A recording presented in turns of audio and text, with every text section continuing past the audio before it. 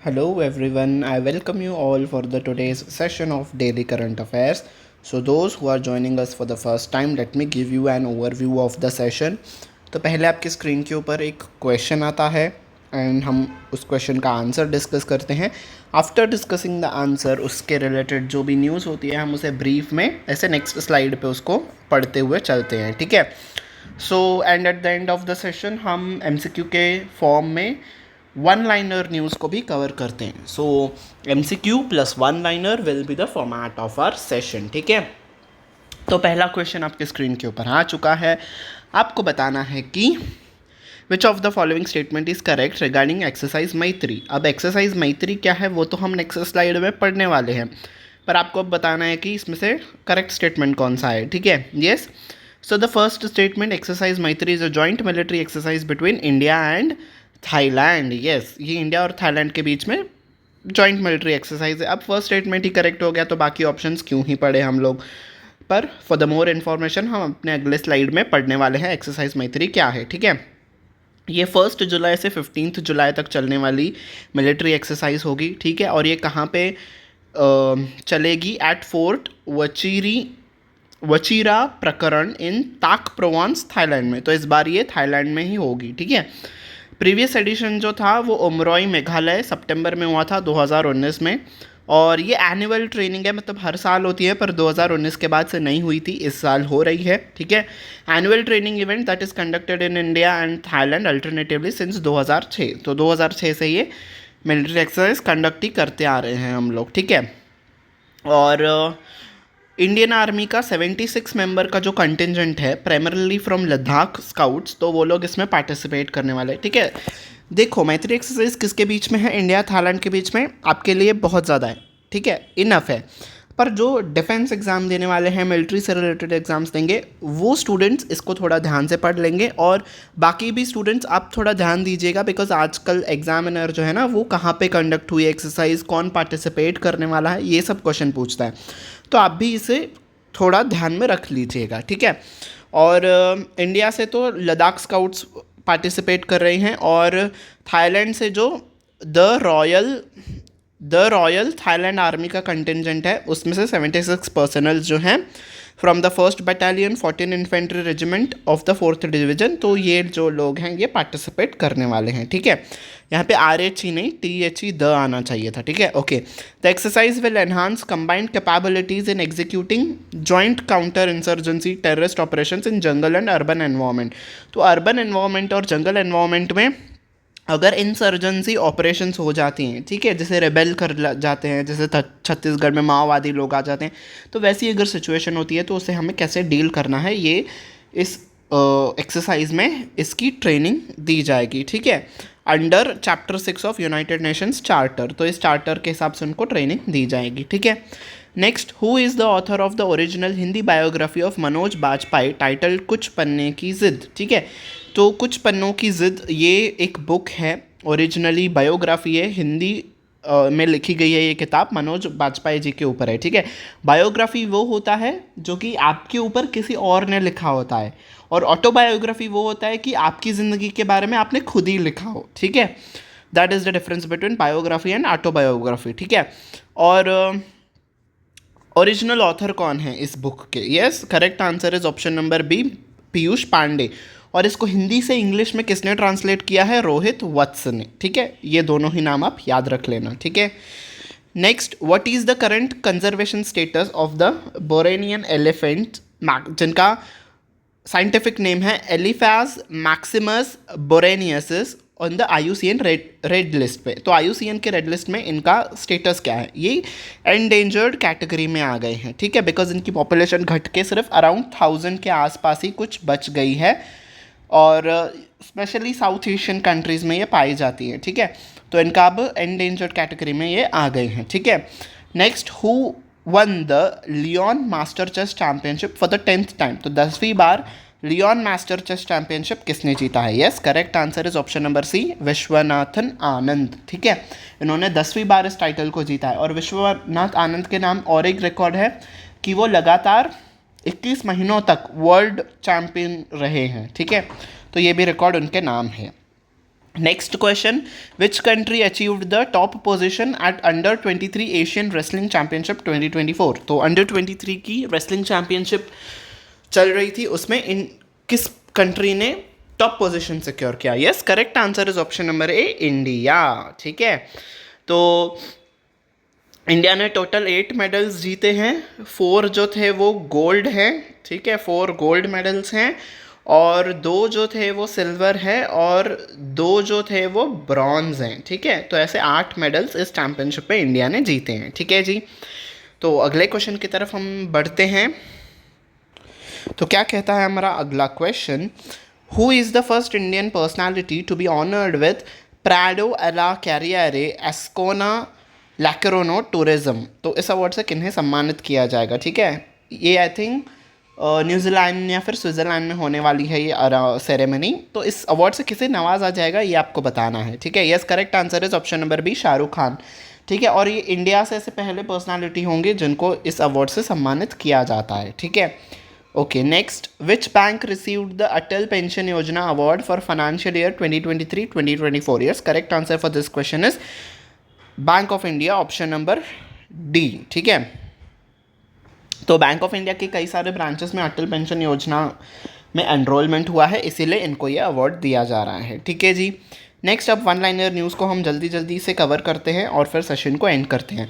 Royal Challengers Bengaluru जो कि एक आईपीएल टीम है, इनकी टीम के एक मेंबर दिनेश कार्तिक जी ने हाल ही में आईपीएल का सीज़न खत्म होने के बाद रिटायरमेंट अनाउंस किया था। अब आरसीबी ने इन्हें as a batting coach, batting mentor के तौर पे नियुक्त कर दिया है। ठीक है, next, Hungary has taken over 6 month rotating presidency at the European Union council. तो ईयू काउंसिल की जो प्रेसिडेंसी होती है वो हर 6 मंथ्स में रोटेट होती रहती है, और अब किसकी बारी आई है? हंगरी की बारी आई है। ठीक है, अब बेल्जियम इस पे जुलाई 1, 2024 से प्रेसिडेंसी था, अब हंगरी के पास आ गई है। ठीक है, और इस बार हंगरी का मोटो क्या है?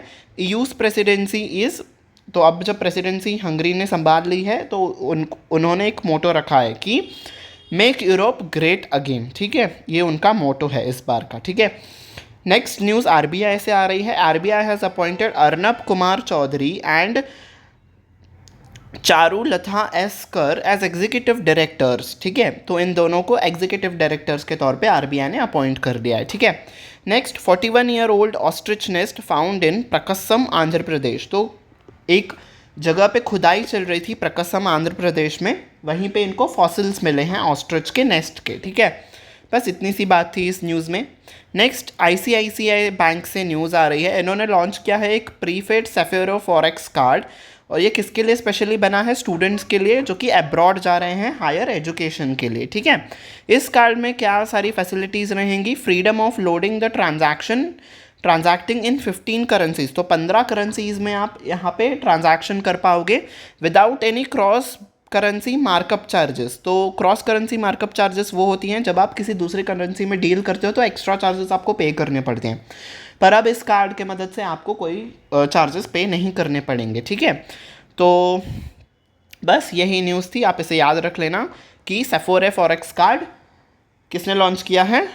आईसीआईसीआई बैंक ने। ठीक है, फॉरेक्स का फुल फॉर्म क्या होता है? फॉरेन एक्सचेंज, तो ये भी ध्यान में रख लीजिएगा। ठीक है, नेक्स्ट आ रहा है एसबीआई बैंक से। बैंकिंग वाले बच्चों ध्यान रखिएगा, ये न्यूज़ आपके लिए बहुत ज़्यादा इंपॉर्टेंट हो जाती है, बाकी सबके लिए तो है ही, आपके लिए स्पेशली इंपॉर्टेंट है क्योंकि हम अब बैंकिंग सेक्टर वाले न्यूज़ को कर रहे हैं। ठीक है, तो एक स्कीम है जिसका नाम है MSME Sahaj, end to end digital invoice financing has been developed that will provide solutions ranging from applying loan, documentation and disbursement of the sanctioned loan within 15 minutes। तो 15 लोन्स में आपको एमएसएमई सहज के तहत लोन दिया जाएगा। ये कौन प्रोवाइड कर रहा है? एसबीआई प्रोवाइड कर रहा है। ठीक है, the banks customers can avail finance against GST registered sale invoice. तो अगर आपको इसमें चाहिए लोन तो आपको जीएसटी रजिस्टर्ड सेल इनवॉइसेस दिखाने पड़ेंगे अप टू 1 लाख के। ठीक है, तो बस ये एमएसएमई सहज किसने लाया है?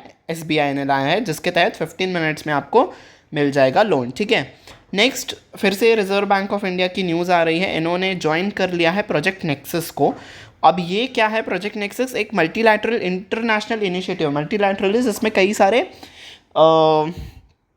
कंट्रीज़ इन्वॉल्व हैं। ठीक है, और किस लिए ये प्रोजेक्ट लाया गया है? To enable instant cross border retail payments. Cross border is दूसरे कंट्रीज़ में हम जाके एक्सेस कर पाएँ, मतलब पेमेंट्स कर पाएँ, ठीक है।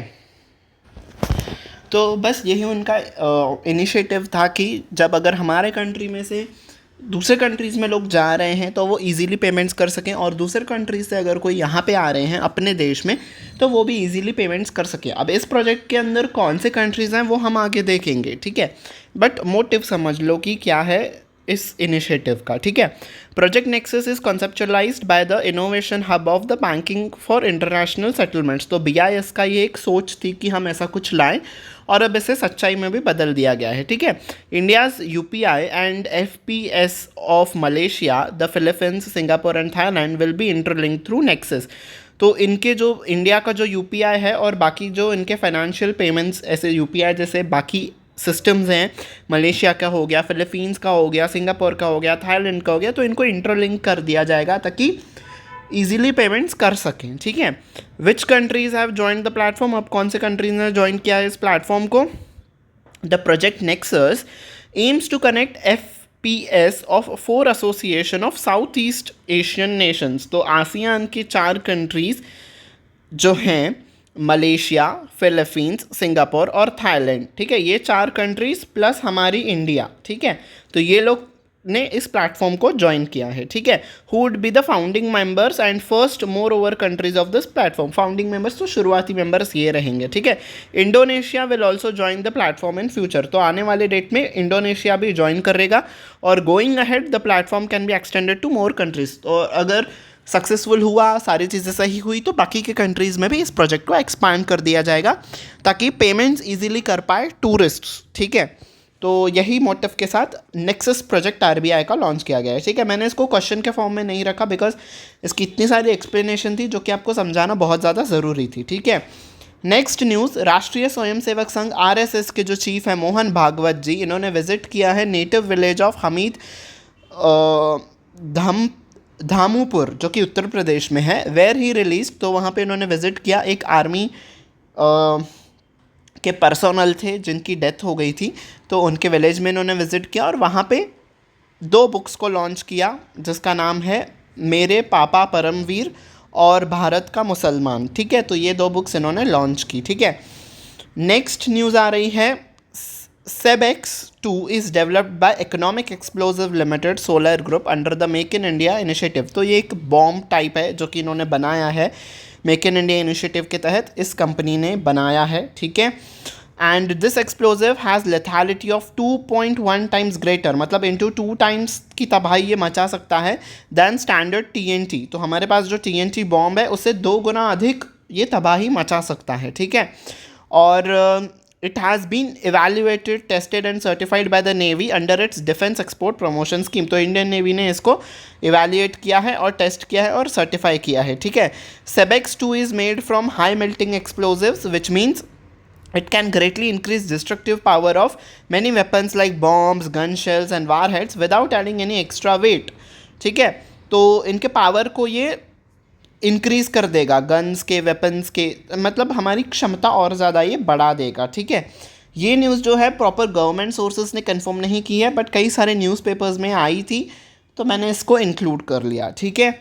ओके, तो ये आखिरी न्यूज़ है, इसके बाद हम अपने सेशन को वाइंड अप कर देंगे, ठीक है जी। तो क्या कहती है हमारी न्यूज़ आखिरी वाली, 3 जुलाई के दिन हम मनाते हैं, यानी कि आज ही के दिन international plastic bag free day मनाते हैं, ठीक है। तो हमें जितना हो सके प्लास्टिक्स को कम यूज़ करना है, इसकी अवेयरनेस को क्रिएट करने के लिए ये डे मनाया जाता है, ठीक है जी।